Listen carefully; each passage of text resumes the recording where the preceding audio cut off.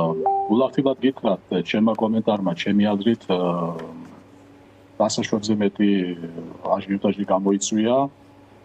თვით საკითხი პოლიტიკურ ველზე, საკუთარი ადგილის მონიშნის თაობაზე, მე ვფიქრობ, წლების განმავლობაში ეს ადგილი მონიშნულია. ამით ვიყავი დაკავებული მთელი ეს ბოლო პერიოდი, სხვადასხვა ფორმით, ჩემს კოლეგებთან. მაინც საექსპერტო წრეს უფრო წარმოადგენდით, ვიდრე პოლიტიკურ პარტიას, ასე არ არის? ბატონო გისმენთ, ვერ გავიგონე? საექსპერტო წრეს უფრო წარმოადგენდით, ვიდრე პოლიტიკურ პარტიას, არა? ეს შეიძლება ახლა ცოტა აკადემიური მსჯელობა გამოგვივიდეს დიანა, მაგრამ ანალიტიკურ ცენსა და პოლიტიკას შორის ზღვარი ძალიან ფაქიზი არის. რეალურად ჩვენ საუბრობთ აზრის ფორმირებაზე, რეალურად ჩვენ საუბრობთ პროცესების შეფასებაზე და ამდენად აქ ზღვარი ძალიან სათუთი არის და ძალიან ფაქიზი არის. ამდენად როცა შენ აკომენტირებ პოლიტიკურ პროცესს, იქნება ეს საგარეო მიმართულების, უსაშინაო მიმართულების, რა თქმა უნდა, ამ შემთხვევაში მე ვთვლი, რომ იგივე პოლიტიკური პროცესის სუბიექტი ხარ, რაც მეც ვაკომენტარებ, მიმყავს პოლიტიკის ჟურნალისტი ვარ, მაგრამ პოლიტიკაში ხომ არ ვარ, პოლიტიკოსი ხომ არ ვარ, ანუ მესმის, რასაც ამბობთ, მაგრამ თქვენ რჩებით კომენტატორად, ანალიტიკოსად თუ პოლიტიკურ პარტიას აპირებთ, რომ გააკეთოთ? ჩვენ ხო, მე ოდნავ განსხვავებული განსაზღვრება მაქვს და გაგება დიანა, რას ნიშნავს პოლიტიკაში ყოფნა, ეს ჩემი აზრით უფრო ფართო გაგება არის, ვიდრე ის ვიწრო გაგება, რაც ქართულ რეალობაში დამკვიდრებული არის. ეხლა ვიწრო გაგებას რომ მიუბრუნდეთ და თქვენი კითხვა სწორედ ამას უკავშირდება. არის თუ არა, აპირებს თუ არა ვიქტორ კიფიანი პოლიტიკური პარტიის შექმნას. კი, აი ზუსტად ჩათვალეთ ეს კითხეთ. ხო, აი მივედით ჩვენ ისე როგორც მე და თქვენს კონსტრუქციულ თანამშრომლობას შეეფერება, მივედით იმ საკითხამდე, რომელიც ალბათ ყველაზე მეტად არის მნიშვნელოვანი და საყურადღებო ამ მხრივ. პოლიტიკურ პარტიას ჩემი აზრით, ახაც შეიძლება ჩვენ ვერ დავაკმაყოფილოთ, მე ვერ დავაკმაყოფილოთ ჩვენი მსმენელის აუდიტორია ყურადღება. პოლიტიკურ პარტიას არ ხმის არც ვიქტორ კიფიანი და არც დიანა ტრაპაიძე და რომელიმე სხვა. პოლიტიკურ პარტიას ხმის დრო, პოლიტიკურ პარტიას ხმის გარკვეული პრინციპების ირგვლივ ერთობა და პოლიტიკურ პარტიას ხმის საჭიროება და მოთხოვნა. მე გუშინ სწორედ ამაზე ვსაუბრობდი ჩემს კომენტარში, რომ 4 ოქტომბრის შემდეგ, როდესაც გარკვეული ციკლი, გარკვეული პერიოდი შეიკრა და დაგროვდა ერთგვარი არც თუ ღარიბი მასალა, რომელიც გვაძლევს ჩვენ საშუალებას მეტად კრიტიკულად, ამავე დროს ობიექტურობაზე პრეტენზიით შევაფასოთ ეს განვლილი პერიოდი, მე ჩავთვალე, რა თქმა უნდა, რომ არის მოთხოვნა, არის საჭიროება საზოგადოების მხრიდან, გარკვეული სეგმენტების მხრიდან, რომ მოხდეს გადახარისება პოლიტიკურ პარტიული ველის, ხასუსვან პოლიტიკურ პარტიული ველის და ამ მხრივ გადახარისება მოხდეს არა მხოლოდ სახეების დონეზე, არა მხოლოდ სუბიექტების დონეზე, არამედ ხელწერის და მიდგომის დონეზე. აი, როდესაც მე გუშინ საუბრობდი, რომ ჩვენ გარკვეულწილად უნდა გავხსნათ ტრადიციული საქმიანობის ფორმაც და პროცესებში უკვე თანამონაწილეობაზე მეტი ვიფიქროთ, ეს იყო ერთგვარი დეკლარირება მზაობისა, რომ აი ამ მოთხოვნას, რომელიც მიწოდება მომარაგებას უკავშირდება, უბრალოდ მოთხოვნა მომარაგებას უკავშირდება, ჩვენ ამ მომარაგებაში, ამ მიწოდებაში, მაშასადამე ახალი ხელწერის ფორმირებაში უკვე გარკვეულწილად ახალი როლი ვიპოვოთ და უფრო აქტიური მონაწილეობა მივიღოთ. ახალი ხელწერა რომ სჭირდება, ესეც ცხადია, მოკლედ ახალი ხელწერით შემოდიხართ თუ არა ქართულ პოლიტიკაში? ჩემი აზრით, ჩვენ თუ ასეთი გადაწყვეტილება მივიღეთ და გუშინ ამის ერთგვარი მზაობა იყო, გნებავთ ეს სამოქალაქო პოზიცია და სამოქალაქო პოზიციად მიიჩნიეთ ახალი პასუხისმგებლობის თვირთის გააზრებათ, რა თქმა უნდა, ჩვენ ამის თაობაზე არა მარტო მზაობა განვაცხადეთ, არამედ ჩვენ გვაქვს ჩვენი წარმოდგენა, თუ როგორი შეიძლება იყოს ჩვენი შეთავაზება. ეს შეთავაზება ამ შემთხვევაში შესაძლოა გამოირჩევოდეს უკვე დამკვიდრებული შეთავაზებებისაგან.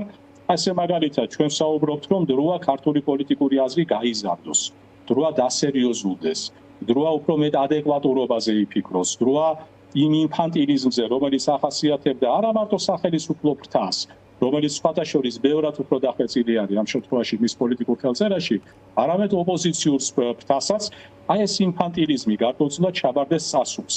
ამიტომ მე თქვენი ღირსების მეშვეობითაც ხშირად მისაუბრი ადეკვატურობაზე, პროგნოზირებადობაზე, განგზობადობაზე, სერიოზულობაზე. ადეკვატური ხალხი აკლია ქართულ პოლიტიკას, როგორც მივხვდი, თქვენ ამაზე საუბრობთ და ხართ აპირებთ ამ სიცარიელის რომელსაც ხედავთ შევსებას. სწორად გავიგე?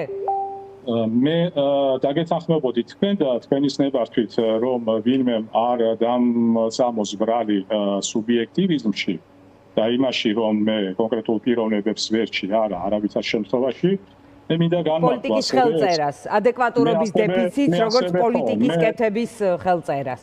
კი, აი მე თუ 2 წუთით საშუალებას მომცემ, ასევე ვეცდები, რომ უფრო დეტალებში, შედარებით უფრო დეტალებში განმარტო რა არის ეს ახალი ხელწერა.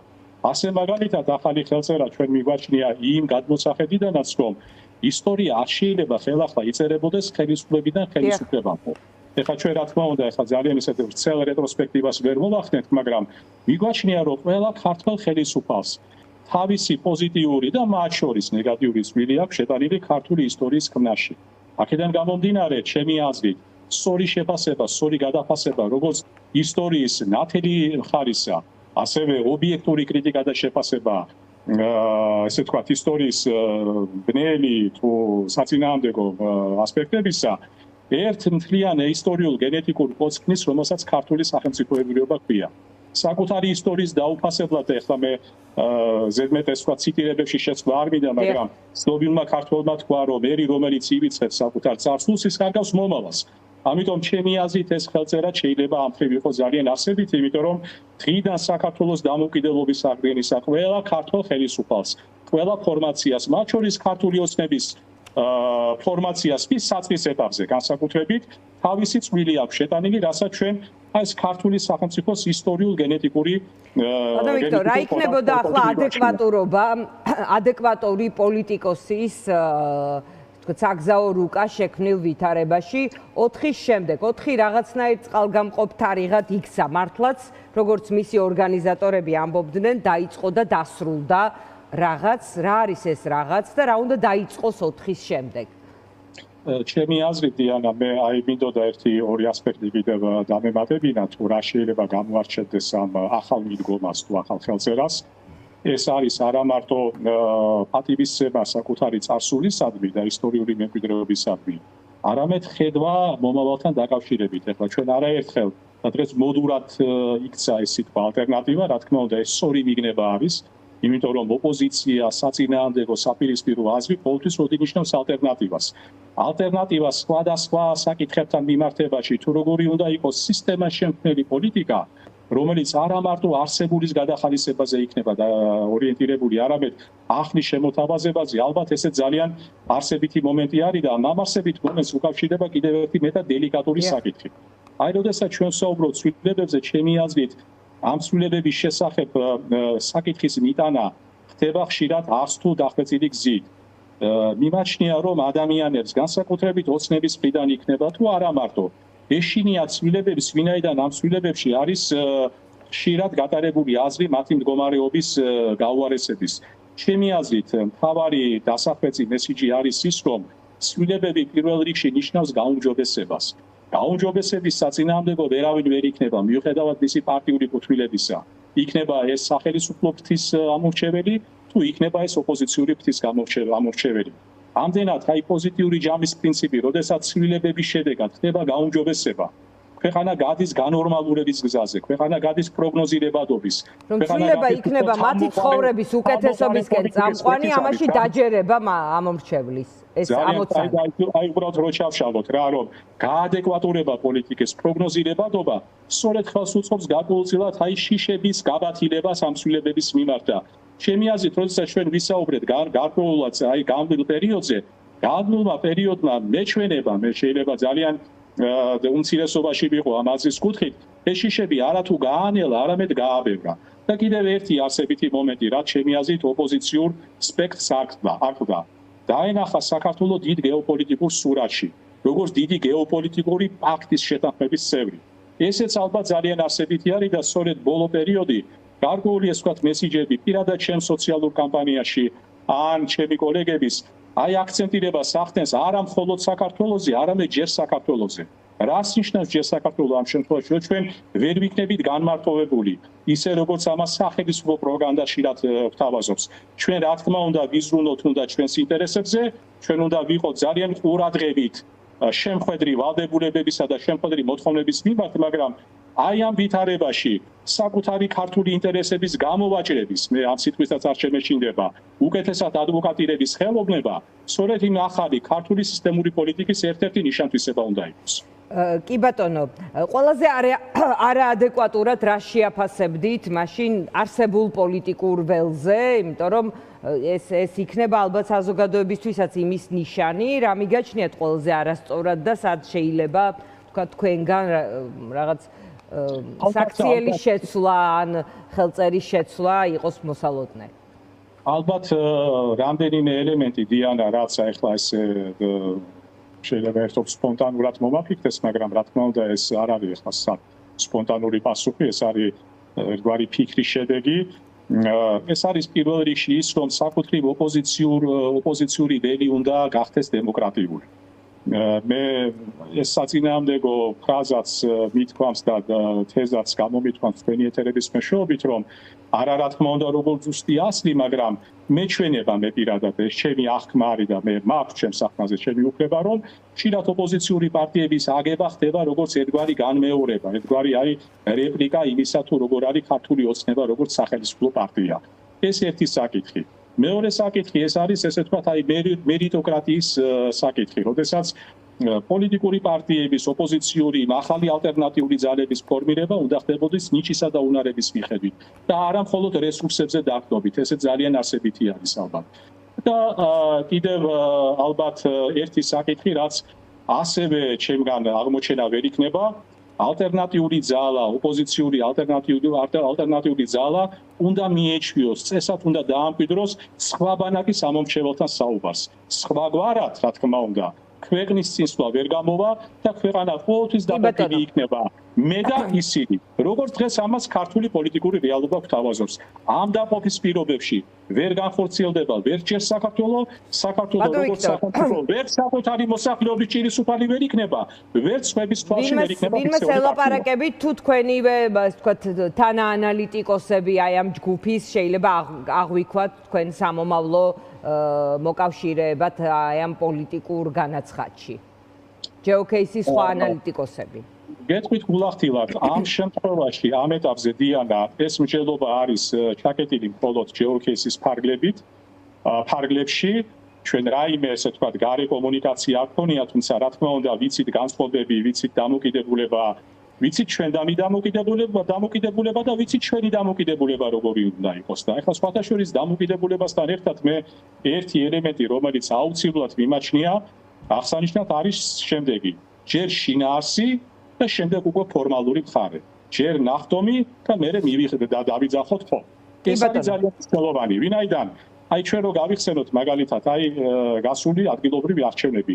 რამდენმა პარტიამ მიიღო მონაწილეობა, რომელთა დასახელება ჩვენ არ გვახსოვს. რატომ? იმიტომ რომ ეს პარტიები არსებობდნენ მხოლოდ ქახალზე. ჩვენთვის ესეთი ფორმულა გაცილებით უფრო ჩემი აზრით არა მარტო ჩვენთვის არის მისაღები, არამედ საზოგადოებისთვისაც ჯერ შინაარსი, შემდეგ მხოლოდ ქახალდი და ფორმალობა.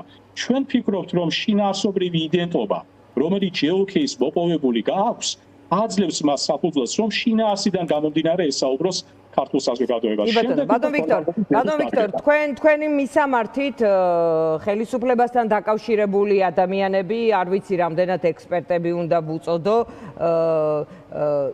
იყვნენ 4 ოქტომბრის არჩევნებამდეც, ასე ვთქვათ, ყავდით მონიშნული და მას შემდეგაც ახლა აი ბოლო დღეს ფაქტობრივად ისინი იხსენებდნენ, რომ თქვენ რაღაც ფინანსური მახინაციის გამო გაწყვიტა თქვენთან კომუნიკაცია ივანიშვილმა. აი ამ ბრალდებაზე, რომელიც ქსელში გაჟღერდა მათი მხრიდან, რა სიტყვით? ჯერ ესეთი ვიტყვი დიანა იმას და არ მინდა ახლა ეს ზედმეტ თქვა პათეტიკაში ჩამეთვალოს ან ემპათიაში ჩამეთვალოს, მაგრამ საკუთრივ ამ ადამიანების ბედიც, რომლებიც ასეთ რბილად რო თქვა არაკონვენციურ, არა ასეთ უჩვეულო პოზიციას ახმოვანებენ, ჩემი აზრით მათაც ერთგვარად იმ განახლებულ, გაუმჯობესებულ ქვეყანაში ერთგვარი შველადაც ნაჭირდება. მე მესმის, რომ ამ ადამიანებს აქვს გარკვეული დავალება მე მესმის რომ მათ შეიძლება ხშირ შემთხვევაში ამაზე მეტის კეთება, განსხვავებული კეთება არ შეუძლიათ. ამ ხრივ მე შემიძლია გაგებით მოვეკიდო, მაგრამ ისიც ფაქტი არის, რომ ჩვენ ზომაზე მეტად იმაზე ყურადღებას ვერ მივაქცევთ, ჩვენ ვერ ჩავერთვებით, ვერ ჩავეფლობით ამ კონკრეტულ საკითხებში, მაგრამ რახან თქვენ ეს კონკრეტული შეკითხვა დასვით და ჩემი აზრით, იცით, ვინაიდან ეს გაისმის ეს კითხვა ჯერიდან ჯერამდე. მე რაღაცნაირად შევალამაზე ძალიან უხეშად იყო ნათქვამი, რომ ფული მოპარეთ ივანიშვილს. მე ერთი რამე შემიძლია თქვა, რომ არ მინდა სადისკუსიო თემაში გადავიდეს ეს ჩვენი მსჯელობა. როდესაც საუბარი არის კონკრეტულ დანაშაულზე, დამეთანხმებიან სამართალმცოდნეები, დანაშაული შედგება კონკრეტული ელემენტებისგან. ერთ-ერთი ელემენტი არის ობიექტური მხარე, ანუ დანაშაულის მიმდინარეობა, მისი დინამიკა.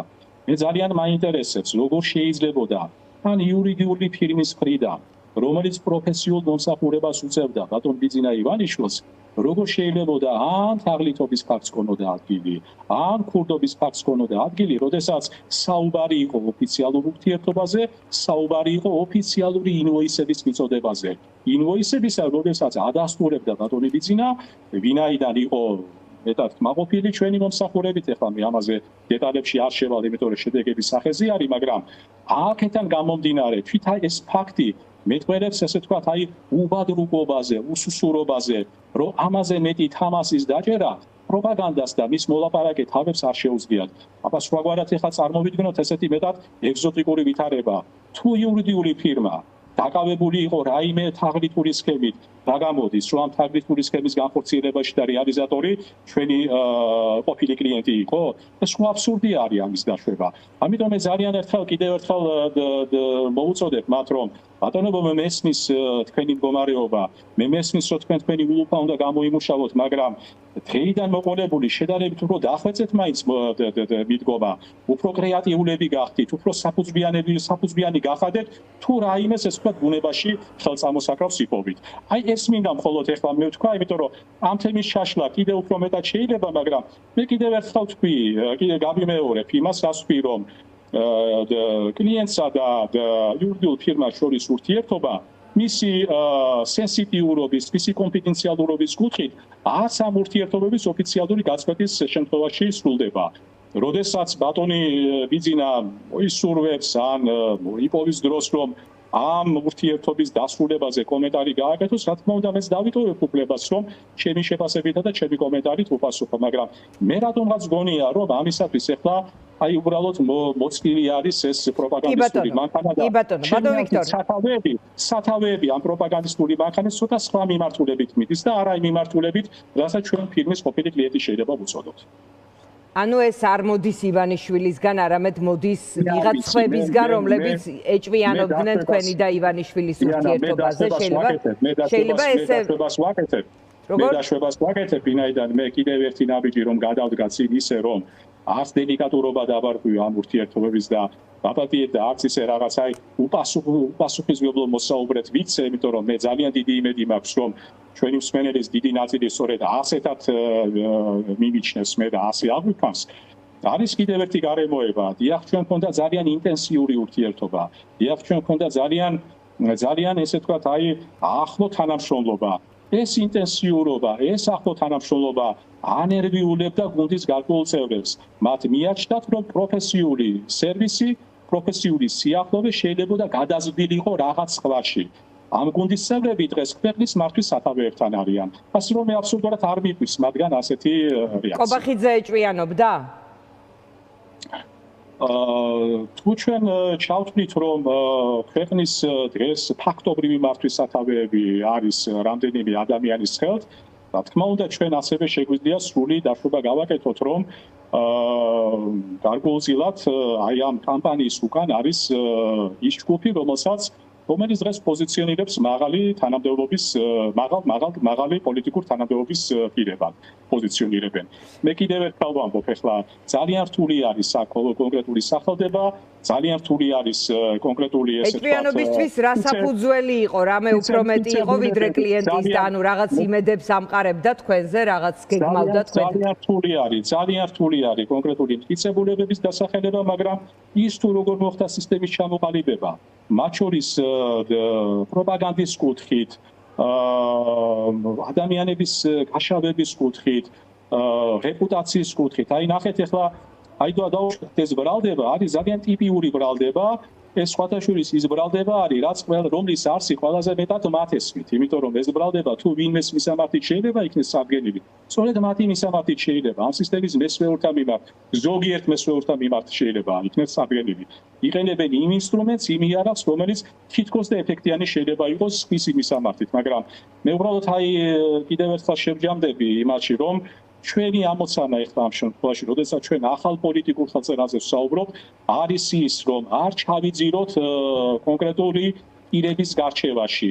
არ ჩავიძიროთ ყოველდღიურ კი ბატონო ვიქტორ ძალიან დავინახოთ დიდი სურათი, დავინახოთ დიდი ვისთან შეიძლება არსებულ სპექტრში ვისთან შეიძლება ჩვენი ამონთელი დღეს ამის მოლოდინში არის. ვისთან შეიძლება ითანამშრომლოთ?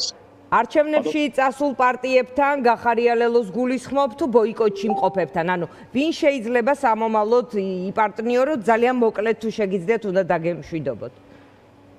ასე საკითხი არ დგას დიანა და რატომ? პირველი არის ის, რომ ჩემი აზრით დღეს ჩვენ საკმარისი შინაარსობრივი იდენტობა გვაქვს, რაც მე მოგახსენეთ, რაც დღეს მოგახსენეთ და მე ვთქვი, რომ ჩვენ ბოლომდე ეს რესურსი არ ამოგვიწურია. გარდა იმისა, რომ პარტიულ პოლიტიკური ველი დღეს გარკვეულ რბილად რო თქვა დინამიკაში არის, ამიტომ დღეს რაიმე დასკვნების გაკეთება, სწრაფი დასკვნების გაკეთება ვინმესთან პარტიურობაზე ნადრევი არის. ჩემი აზრით თვითონ ეს კონკრეტული საარჩევნო კონკრეტული პოლიტიკური პარტიებიც უნდა ჩამოყალიბდნენ. რას აპირებენ ხვალ? და არის თუ არა საერთოდ ფანიდები დღე გარკვეული პერსპექტივის მომტანი მათ. თქვენი სამიზნე კობახიძე იქნება თუ ივანიშვილი თუ ორივე?